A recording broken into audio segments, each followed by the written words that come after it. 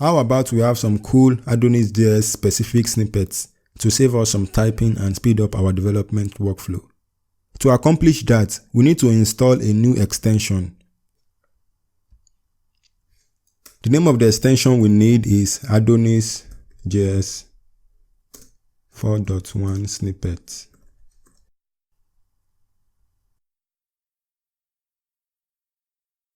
As you can see, this extension has a massive list of snippets that it provides.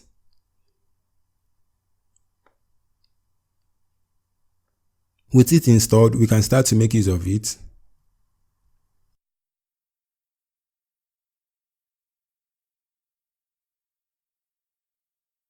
All we need to do to make use of the snippets is to start writing what we want to achieve.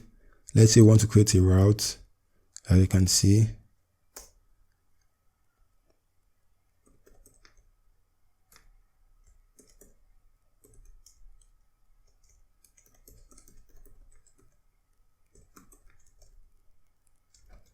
Let's say we want to pull in the user model.